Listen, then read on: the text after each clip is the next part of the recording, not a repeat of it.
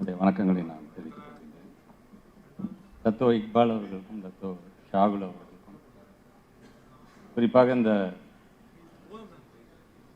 நம்பிக்கை global launch இன்னைக்கு அதிகம் தேவைப்படுகின்ற விதமாக இந்த நம்பிக்கை, தமிழில் சொன்னால் நம்பிக்கை விதைக்கக்கூடிய ஒரு நாளாக இந்த நாள் இருக்கின்றது.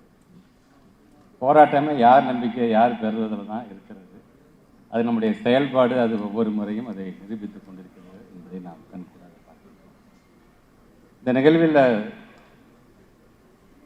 இந்த கட்சி அந்த கட்சி அப்படிலாம் இல்லாமல், இந்த ஃபீல்டு அந்த ஃபீல்டெல்லாம் இல்லாமல் எல்லா ஆளுமைகளும் தேசிய தலைவர் பேராசிரியர் ஐயாவிலிருந்து வருகை தந்திருக்கின்ற உரையாற்றிருக்கின்ற எல்லா பெரிய ஆளுமைகளும் இங்கே நம்ம என்னுடைய சக சட்டமன்ற உறுப்பினர் சகோதரரும் எங்கள் கூட சட்டமன்ற உறுப்பினர் இருந்தவங்க எல்லாமே ரொம்ப சந்தோஷமான ஒரு.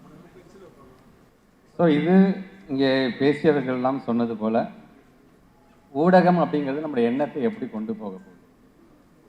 குறிப்பாக நீங்கள் சோஷியல் மீடியா அப்படின்னு வரும்போது பார்த்துட்டிங்கன்னா யதார்த்த தன்மையை நாம் இழக்கக்கூடிய ஒரு சூழலை அது உருவாக்கிடுச்சு. எதுக்கு நம்ம சிரிக்கிறோம், எதுக்கு நம்ம அழுகிறோம், அது அவங்களுடைய கற்பனைக்கு அதை எப்படி அவங்க கொண்டு போய் அது மூலமாக அரசியல் செய்கிறார்கள் அப்படின்னா மனிதனுடைய அந்த ஒரிஜினாலிட்டி அப்படியே பார்த்தீங்கன்னா ஒரு கேள்விக்குறியாயிடுச்சு. அப்படியே என்ன எண்ணத்தில் அவர் சொல்கிறாரு அப்படிங்கிறது.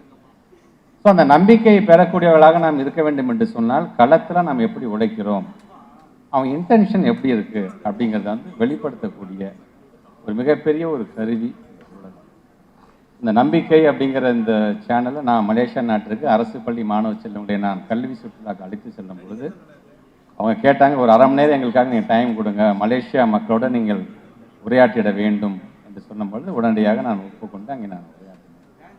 அப்போ வந்து ஷாகுல் சொன்னாங்க, இது இங்கே மட்டும் இல்லை, இது தொடர்ந்து இது பல நாடுகளையும் நாங்கள் இதை கொண்டு செல்கின்ற அந்த பணியில் நாங்கள் ஈடுபட போகிறோம் அப்படின்னு சொன்னும் பொழுது நல்ல விஷயம், சீக்கிரம் பண்ணுங்கன்னா இன்னைக்கு அதுக்கான ஒரு நாளாக இந்த நாள் அமைந்திருக்கிறது என்று தான் நான் பார்க்கின்றேன்.